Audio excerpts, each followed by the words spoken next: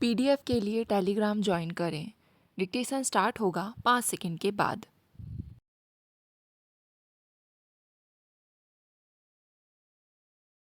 बहनों और भाइयों, जो हमने देखा और कभी कभी किसी कदर पागलों की तरह से हम उस स्वप्न के पीछे दौड़े, हमने उसको पकड़ने की कोशिश की।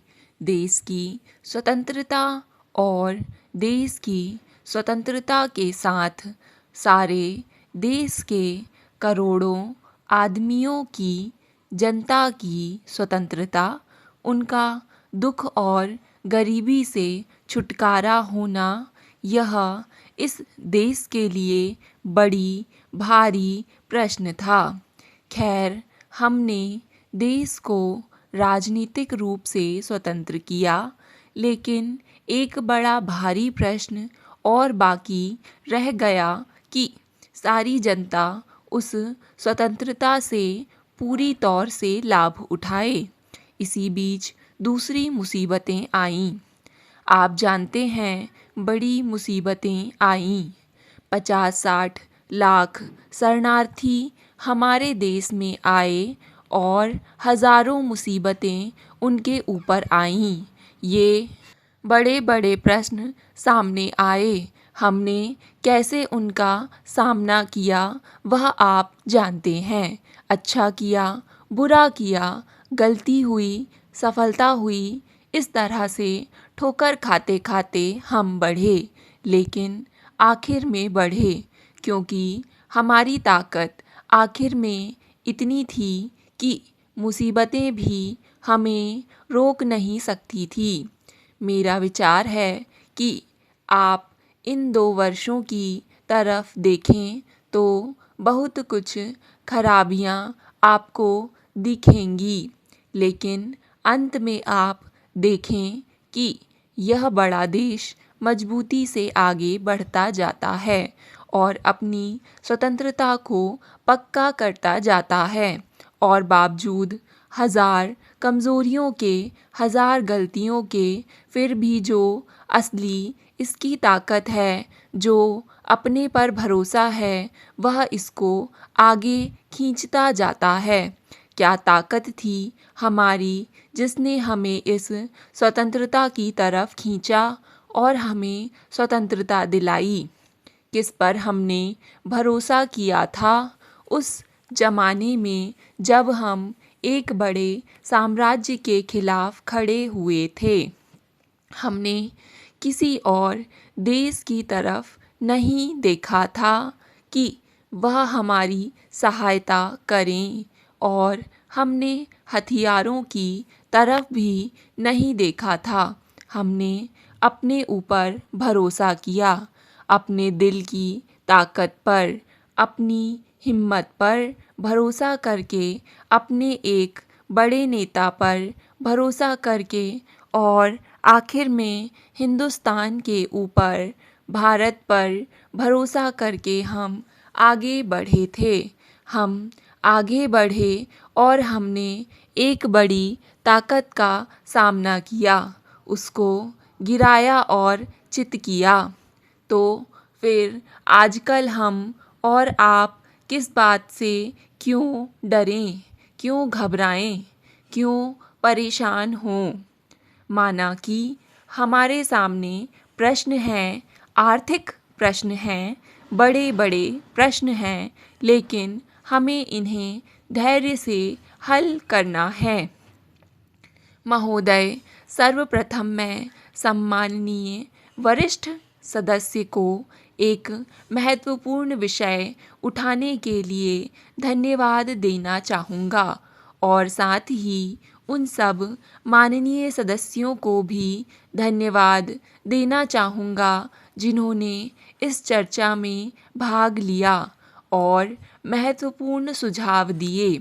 लेकिन सबसे पहले मैं यह कहूँगा कि संस्कृत और कंप्यूटर के प्रश्न की अपेक्षा इस विषय पर अधिक व्यापक चर्चा हुई है।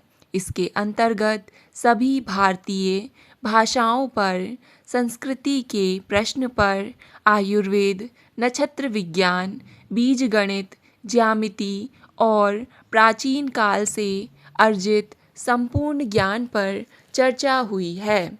और मैं यह कहना चाहूँगा कि इस प्रकार की चर्चा पर ना सिर्फ विज्ञान और प्रौद्योगिकी मंत्रालय या इलेक्ट्रॉनिक्स विभाग द्वारा, बल्कि शिक्षा, स्वास्थ्य तथा अन्य क्षेत्रों द्वारा भी विचार किया जाना चाहिए। अब मैं यह कहना चाहूँगा कि तारांकित प्रश्न जिसका उत्तर मैंने दिया है और विशेष रूप से जिसमें संस्कृत और कंप्यूटर के उपयोग पर चर्चा की गई है के कारण यह चर्चा शुरू हुई, और इसलिए इस अवसर पर पूरक प्रश्नों का जो उत्तर मैंने दिया है उसका एक बड़ा भाग इस प्रश्न विशेष से संबंधित है, और मैं इस विषय से ही शुरुआत करना चाहूँगा। सर्वप्रथम हमें यह बात स्वीकार करनी चाहिए है कि हमारे यहाँ अनेक भाषाएं हैं, और वर्षों से जिस प्रकार से भाषाएं सिखलाई जा रही हैं उसे नई प्रौद्योगिकी से लाभ पहुंचता है।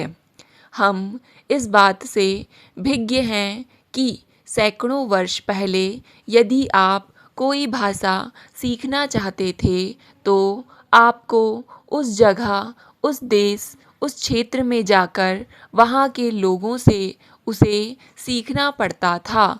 आप उस भाषा को कक्षाओं में सीखते थे, लेकिन आज आप प्रक्रियाओं के अनुक्रमण द्वारा, जिसमें पहले ग्रामोफोन रिकॉर्ड सम्मिलित था, फिर कैसेट वीडियो आदि द्वारा आप स्वयं उस प्रकार का वातावरण बना सकते हैं, और इस प्रकार न केवल शब्दों और व्याकरण के संदर्भ में बल्कि आप उस व्यक्ति के समान वह भाषा सीख सकते हैं जिसकी वह मातृभाषा है।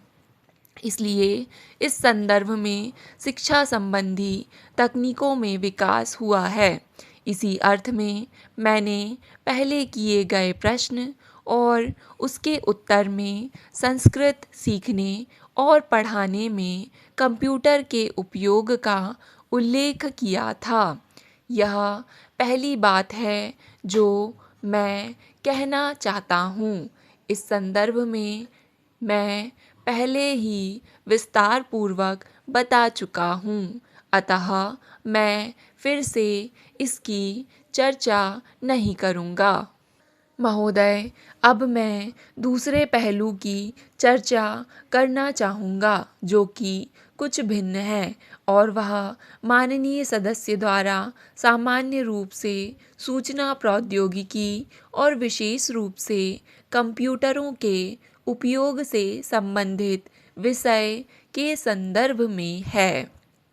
उन्होंने एक बहुत ही महत्वपूर्ण बात का उल्लेख किया था कि उदाहरण के लिए यदि कंप्यूटरों को सिर्फ अंग्रेजी भाषा के इनपुटों और आउटपुटों से ही संचालित किया जा सकता है तो देश में इसका इस्तेमाल बहुत सीमित हो जाता है।